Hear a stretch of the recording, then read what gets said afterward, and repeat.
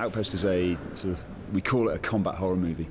It's about 7 mercenaries who get hired in an unnamed Eastern European country in the late 90s, only because there's trouble happening.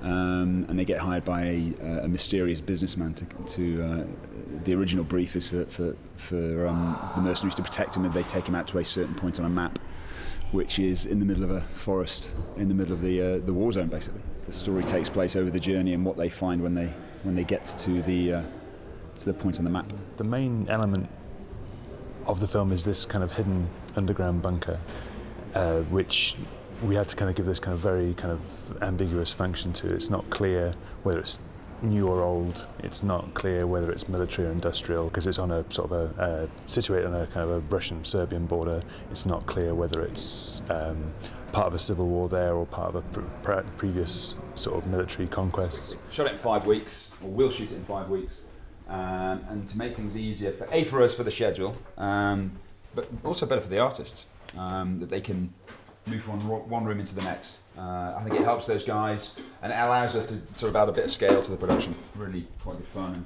just fun because we don't have to, you're not bothered about what you're shooting next door, or what you're seeing out of frame, and an artist can actually walk around the corner and just sort of be in character when he comes onto set. So it's really good for us, and I think it helps out the artist. So this corridor, it's really important. This corridor, this is what we call the reverse corridor. Behind here is a set of steps which takes you upstairs, obviously. This is part of the build, but this is the reverse corridor, so this actually, story-wise, is the second level. We call it the reverse corridor because we've dressed it to be the second level down. When it's the normal corridor, this wouldn't be here, and there's a set of steps which take you up, in story-wise, take you up to the outside world. It's the most multifaceted. I'm usually sort of building, I don't know, interiors of castles or whatever, where you may be building 1 or 2 large, maybe complex faceted spaces, but here we've got a kind of warren of corridors, rooms. I think 7 or 8 rooms we've built, plus a complex of corridors, and then several of the rooms are cheating, either having dual roles, or the corridors are reversed and changed and so on. This is the art department. Obviously, we're towards the end of the shoot now, so it's nowhere near the stage it used to be, but this is the real hub of anything creative that takes place. Every single decision, everything that you see on set is thought about, processed, designed, or acquired. Everything across the wall that you see is something that has either been broken down through the script, and that they then had to source. So this is the room. This is the really inspiring room for me, because it actually means that the movie's happening. I guess the notional lead of the film is Ray Stevenson. When we were working on the script, I was watching the first series of Rome on DVD. And the more we were working on the script and the more I was watching Rome, the more I started to realise he was perfect for the role. And Ray was lovely. I think we sent the script to him 1 week, and he finished shooting Rome on the Friday, read it on the plane back on the Saturday, phoned us and said yes on the Monday.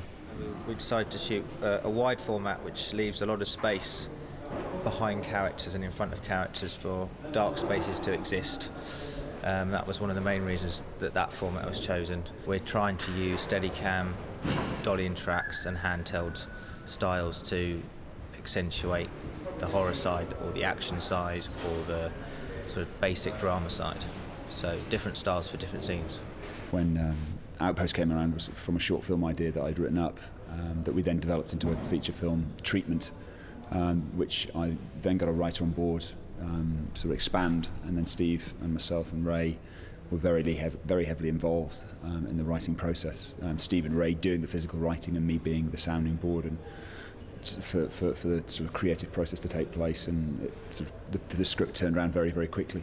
I think it's actually 4 days after we finished shooting, it'll be the anniversary of the day we sat in a booth and said, how did you feel about doing a low-budget horror movie? Yeah, Glasgow Film Office, they came on board. We were working with them again on another film, and they gave us some money towards the film.